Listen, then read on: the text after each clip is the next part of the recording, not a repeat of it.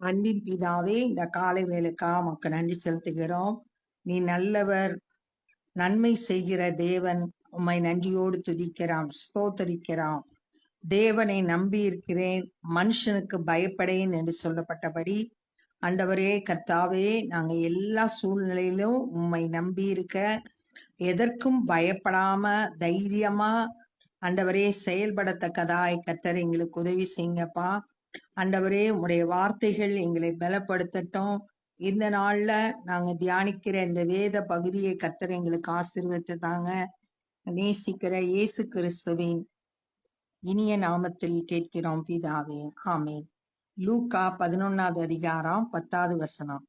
ஏனென்றால் கேட்கிறவன் எவனும் பெற்றுக்கொள்கிறான், தேடுகிறவன் கண்டடைகிறான், தட்டுகிறவனுக்கு திறக்கப்படும். யார் கேட்கிறாங்களோ அவங்க பெற்றுக்கொள்வாங்க, யார் தேடுறாங்களோ அவங்களுக்கு கிடைக்கும், தட்டுகிறவனுக்கு திறக்கப்படும். அதனால கேளுங்கள், தேடுங்கள், தட்டுங்கள் அப்படின்னு சொல்லிட்டு சொல்லப்பட்டிருக்கு.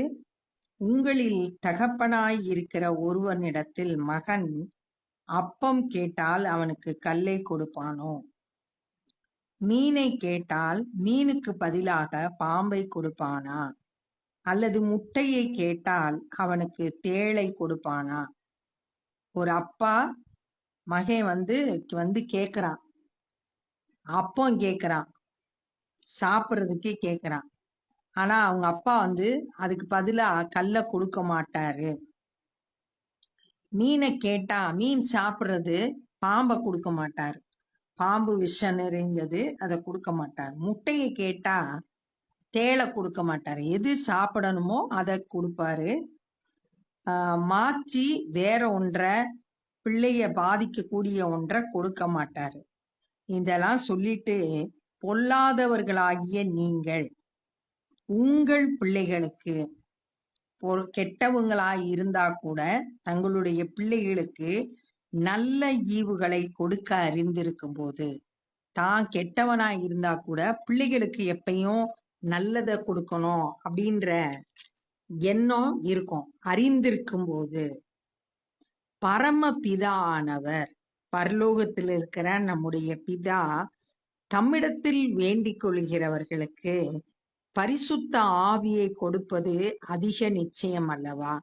யாரெல்லாம் பிதாவை நோக்கி பரிசுத்த ஆவியை கொடுங்க அப்படின்னு கேக்குறாங்களோ அவங்களுக்கெல்லாம் பரிசுத்த ஆவியை கொடுப்பது அதிக நிச்சயம். அவர் விருப்பம் உள்ளவராய் இருக்கிறாரு. எல்லாருக்கும் பரிசுத்த ஆவியை கொடுத்து வழி நடத்தும்படியா, பலப்படுத்தும்படியா, பாதுகாக்கும்படியா பரிசுத்த ஆவியை கொடுக்கறதுக்கு அவர் விருப்பம் உள்ளவராய் இருக்கிறார். நம்ம வாஞ்சையோடு அவரை நோக்கி கூப்பிடும் போது பரிசுத்த ஆவியை நமக்கு கொடுப்பாரு. அது ரொம்ப நிச்சயம். பின்பு அவர் ஊமையாய் இருந்த ஒரு பிசாசை துரத்தினார். பிசாசு புறப்பட்டு போன பின்பு ஊமையன் பேசினான். முதல்ல பிசாசு பிடித்திருந்ததுனால பேச முடியாம இருந்தான். அந்த பிசாசு துரத்தப்பட்ட பிறகு அந்த ஊமையா இருந்தவன் பேசுறான். ஜனங்கள் ஆச்சரியப்பட்டார்கள். அதை பார்த்து, அற்புத சுகத்தை பெறத பார்த்து, பிசாசு துரத்தப்பட்டு வாய் பேசுறத பார்த்து ஜனங்களுக்கு ஆச்சரியம். அவர்களில் சிலர், இவன் பிசாசுகளின் தலைவனாகிய பெயர்செபூலை கொண்டு பிசாசுகளை துரத்துகிறான் என்றார்கள். ஒரு சிலர் இத பார்த்த ஜனங்கள், பிசாசுகளோட தலைவனை வச்சு இவன் பிசாசுகளை துரத்துகிறான் அப்படின்னு சொல்றாங்க. இயேசுவ பிசாசுகளின் தலைவனாகிய பெயர்செபூலை கொண்டு பிசாசை துரத்துறான்னு சொல்லிட்டு குற்றஞ்சாட்டுறாங்க. வேறு சிலர் அவரை சோதிக்கும்படி வானத்திலிருந்து ஒரு அடையாளத்தை காட்ட வேண்டும் என்று அவரிடத்தில் கேட்டார்கள். அவரை சோதிக்கிறதுக்காக, டெஸ்ட் பண்றதுக்காக, ஒரு அடையாளம் காட்டுங்க வானத்திலிருந்து, அப்ப நாங்க தேவனுடைய குமாரன்னு ஏற்றுக்கொள்றோம் அப்படின்னு சொல்லிட்டு அடையாளத்தை கேட்கிறாங்க. ஆனா வசனம் என்ன சொல்லியிருக்குன்னா, காணாமல் விசுவாசிக்கிறவங்க தான் பாக்கியவான். கண்டு விசுவாசிக்கிறத விட காணாமல் விசுவாசிக்கிறவங்க பாக்கியவான் சொல்லியிருக்கு. நீங்க அடையாளத்தை காட்டினா தான் நான் விசுவாசிப்பேன் அப்படின்னு சொல்லக்கூடாது. இயேசுவ தேவனுடைய குமாரனா இவங்க ஏத்திருக்கணும், ஆனா ஏற்றுக்கொள்ளல. அவர்களுடைய சிந்தனைகளை அவர் அறிந்து, மனுஷன் இன்னொரு மனுஷனோட சிந்தனைய அறிந்து கொள்ள முடியாது. இவர் தேவனுடைய குமாரனா இருக்கிறதுனால நம்மளோட சிந்தனைகளை கூட அவர் இயேசு அறிந்திருக்கிறார். இவங்க இப்படி சிந்திக்கிறத பிசாசின் தலைவனை வச்சுதான் பிசாசுகளை துரத்துறான்னு சொன்ன சிந்தனையை அவர் அறிந்து அவர்களை நோக்கி, தனக்குத்தானே விரோதமாய் பிரிந்திருக்கிற எந்த ராஜ்யமும் பாழாய் போகும். ஒரு ராஜ்யத்துக்குள்ள, ஒரு ராஜாவோட ஆளுகைக்குள்ள இருக்கிற ராஜ்யத்துல பிரிஞ்சிருந்தாங்கன்னா அந்த ராஜ்யம் பாழா போயிடும். ஒருமித்து செயல்பட்டாதான், அதுல இருக்க எல்லாரும் ஒரே மனதோடு செயல்பட்டாதான் ராஜ்யம் நிலைத்திருக்க முடியும். இல்லைன்னா பாழாய் போயிடும். தனக்கு தானே விரோதமாய் பிரிந்திருக்கிற எந்த வீடும் விழுந்து போகும். ஒரு வீடு இருக்கு, கணவன் மனைவி பிள்ளைகள், இவங்க ஒருத்தருக்கு ஒருத்தர் விரோதமா செயல்பட்டா அந்த வீடு நிலைச்சிருக்க முடியாது, அது விழுந்து போயிடும். இங்க 2 உதாரணம் சொல்லப்பட்டிருக்கு. ராஜ்யம், வீடு ரெண்டுமே பிரிஞ்சு இருந்துச்சுன்னா பாழா போயிரும், விழுந்து போயிடும். சாத்தானும் தனக்குத்தானே விரோதமாய் பிரிந்திருந்தால் அவன் ராஜ்யம் எப்படி நிலை நிற்கும்? அதே மாதிரி சாத்தான் அவங்களுக்குள்ள ஒரு மனதோடு செயல்படாம பிரிஞ்சு பிரிஞ்சு செயல்பட்டா, ஒரு சாத்தான் இன்னொரு சாத்தானுக்கு எதிரா செயல்பட்டா, அவங்களுக்குள்ள ஒற்றுமையா செயல்படாம இருந்தா அவனுடைய ராஜ்யம் எப்படி நிலைத்திருக்கும்? இப்படி இருக்க பேர்சபேலை கொண்டு நான் பிசாசுகளை துரத்துகிறேன் என்கிறீர்களே. பிசாச கொண்ட பிசாசையே துரத்துறீங்கன்னு சொல்றீங்க. அப்ப பிசாசோட ராஜ்யம் எப்படி நிலைத்திருக்கும்? அவன் எப்படி செயல்பட முடியும் அப்படின்னு கேட்கிறான். நான் பேர்சபேலினாலே பிசாசுகளை துரத்தினால் உங்கள் பிள்ளைகள் அவைகளை யாராலே துரத்துகிறார்கள்? சரி, நான் பேர்சபேலோட ஆவியினால பேர்சபேலினால பிசாச துரத்துறேன்னா உங்க பிள்ளைங்க பிசாசுகளை துரத்துறாங்க. அது எப்படி துரத்துறாங்க? அவர்களே உங்களை நியாயம் தீர்ப்பார்களாக. அவங்களே உங்களை நியாயம் தீர்ப்பாங்க. ஏன்னா அவங்களும் பிசாசுகளை துரத்துறதுனால உங்க பிள்ளைகளே நியாயம் தீர்ப்பார்கள். நான் தேவனுடைய விரலினாலே பிசாசுகளை துரத்துகிறபடியால், இயேசு தேவனுடைய விரல்னால பிசாச துரத்துறாரு. விரல்ன்றது தேவனுடைய வல்லமையை குறிக்குது. தேவனுடைய வல்லமையினால பிசாசுகளை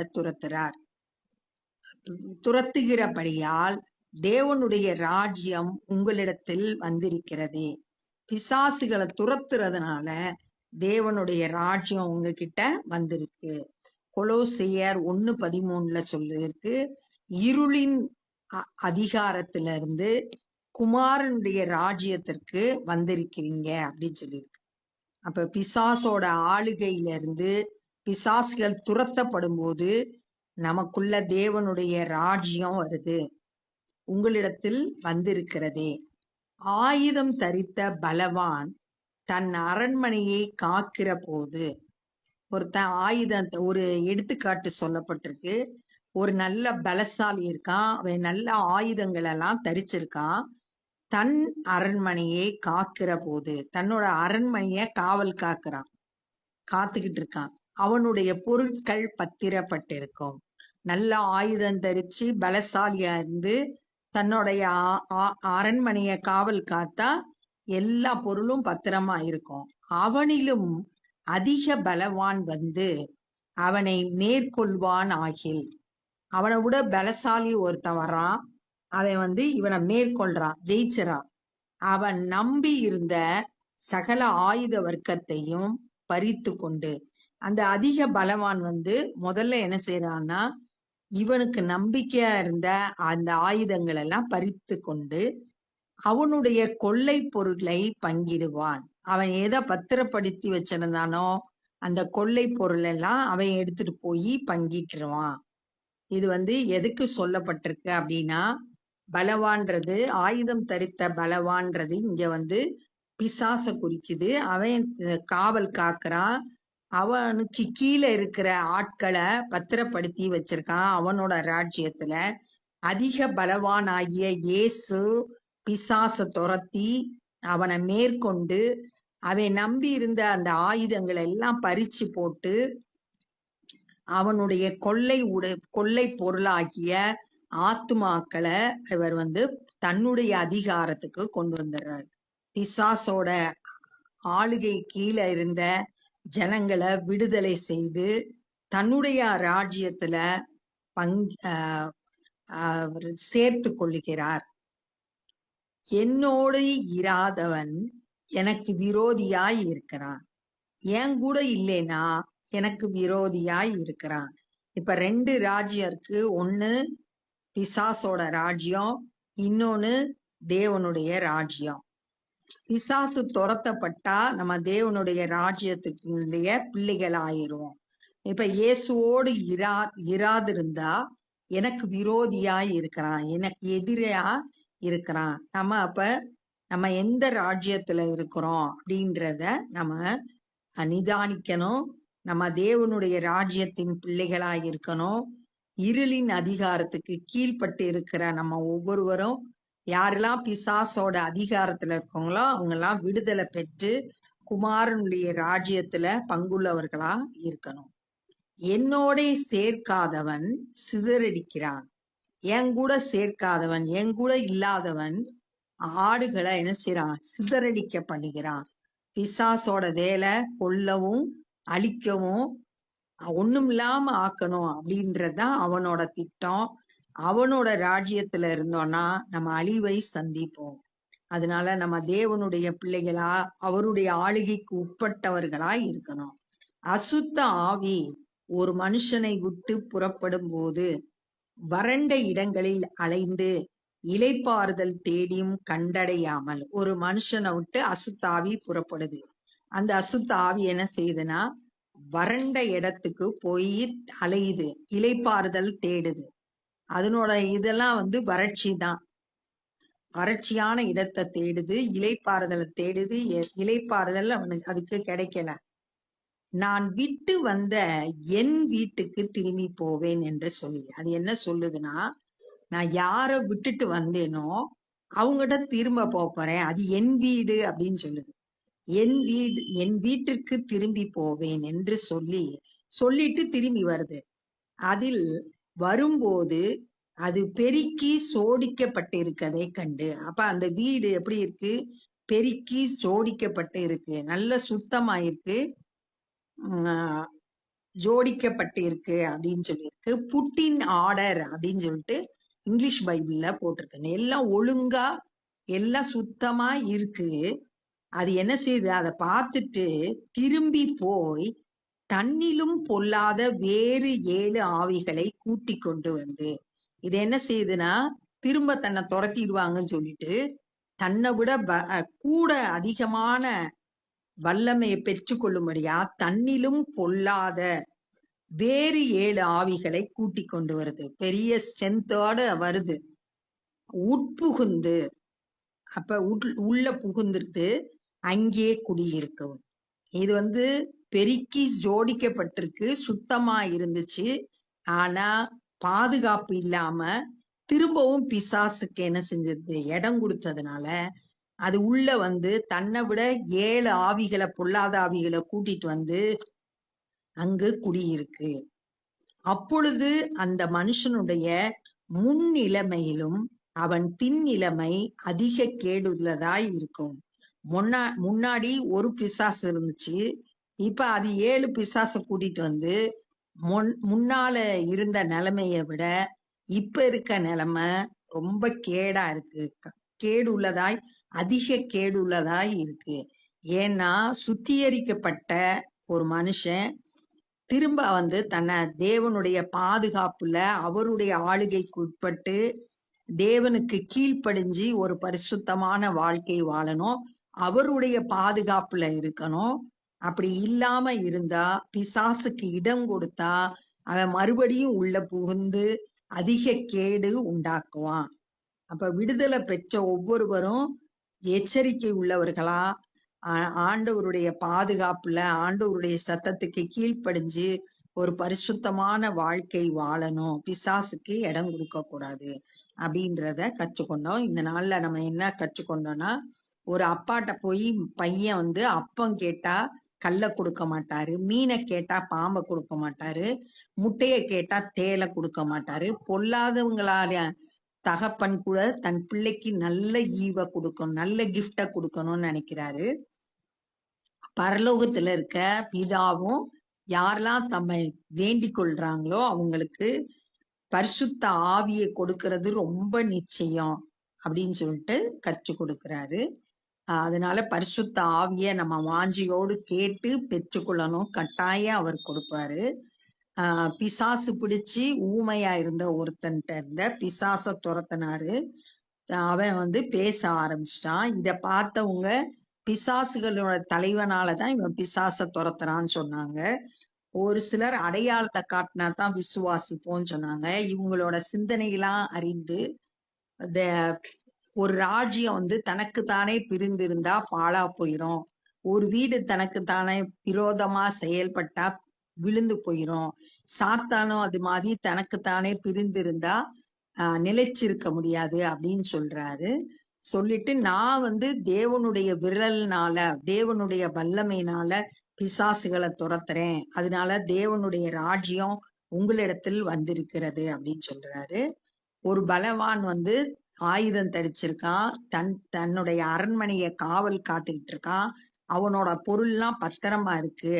அப்ப அதிக பலவான் இன்னொருத்தன் வரான், அவன் நம்பி இருந்த ஆயுதங்களை எல்லாம் பறித்து அவனோட கொள்ளை பொருளை பங்கிடுறான். இது சாத்தானுடைய ஆளுகை கீழே இருக்கிற ஜனங்களை இயேசு விடுதலை செய்து தம்முடைய ராஜ்யத்தின் பிள்ளைகளாக மாற்றுகிறார். அப்படி அசுத்த ஆவி பிடித்த ஒரு மனுஷன்ட்ட இருந்து அசுத்த ஆவி வெளியே போகுது. போயிட்டு திரும்ப நான் அந்த வீட்டுக்கு வர்றேன் அப்படின்னு சொல்லுது. வீட்டுக்கு பாக்குது, அது ஜோதிக்கப்பட்டு அழகா இருக்குது, பெருக்கி இருக்கு. அது போய் என்ன செய்யணும்னா தன்னை விட 7 ஆவிகளை, பொல்லாத ஆவிகளை கூட்டிட்டு உள்ள புகுந்து குடியிருக்கு. அந்த மனுஷனோட முன்னிலைமையை விட பின்னிலைமை அதிக கேடா இருக்கு. அதனால தேவனுடைய ராஜ்யத்தை பிசாசுகள் துரத்தப்பட்டு தேவனுடைய ராஜ்யத்துக்கு ஆளுகைக்கு உட்பட்ட நம்ம ஒவ்வொருவரும் எச்சரிக்கை உள்ளவர்களா இருக்கணும். தேவனுக்கு கீழ்ப்படிந்து வாழணும், பரிசுத்தமா வாழணும், பிசாசுக்கு இடம் கொடுக்க கூடாது. அப்படிப்பட்ட உன்னதமான வாழ்க்கை வாழ நம்ம அழைக்கப்பட்டிருக்கோம். பிசாசுக்கு இடம் கொடுத்தோம்னா நம்மளோட முன்னிலைமையை விட பின்னிலைமை ரொம்ப கேடுள்ளதா இருக்கும் அப்படின்றத தியானிச்சோம். இப்ப நம்ம ஜெபம் பண்ண போறோம். அன்பின் பிதாவே, இந்த நாள்ல நாங்க கற்றுக்கொண்ட இந்த வேத பகுதிக்காய் நன்றி செலுத்துகிறோம். நாங்களும் ஆண்டவரே உம்மிடத்துல வாஞ்சையா இருந்து பரிசுத்த ஆவியை பெற்றுக்கொள்ள, கேட்டு பெற்றுக்கொள்ள ஒவ்வொருவருக்கும் கிருபை தாங்க. ஆண்டவரே ஸ்தோத்திரம் கர்த்தாவே, நாங்கள் விழிப்புள்ளவர்களாய் பிசாசுக்கு இடம் கொடுக்காம தேவனுக்கு கீழ்ப்படிந்து ஆண்டவரே கடைசி பரியந்தம் உம்முடைய ராஜ்யத்தில் நிலைத்திருக்கிறவர்களாய் காணப்பட எங்களை முற்றிலுமாய் உம்முடைய கரத்துல ஒப்பு கொடுக்கிறோம். நீர் எங்களை பாதுகாத்து கொள்ளுங்க, வழி நடத்துங்க. பரிசுத்த ஆவியானுடைய பலத்தினால சத்துருவின் சகல தந்திரங்களையும் ஜெயிக்க கிருபை தாங்க. தொடர்ந்து ஆவியானவர் எங்களோடு பேசும்படியா ஜெபிக்கிறோம். இந்த நாள்ல சுவிசேஷ பணியை செய்கிறவர்களை பயன்படுத்துங்க. அநேகர் உம்முடைய சத்தியத்தை அறிந்து கொள்ள கிருபை செய்யுங்க. நாங்களும் மற்றவர்களுக்கு உம்முடைய அன்பை சொல்ல கிருபை தாரும். நேசிக்கிற இயேசு கிறிஸ்துவின் இனிய நாமத்தில் கேட்கிறோம் பிதாவே, ஆமென். என் ஆத்துமாவே கர்த்தரை ஸ்தோத்திரி, என் முழு உலகமே பரிசுத்த நாமத்தை ஸ்தோத்திரி. என் ஆத்துமாவே கர்த்தரை ஸ்தோத்திரி, கர்த்தர் செய்த சகல உபகாரங்களை மறவாதே. ஆமென். God bless you.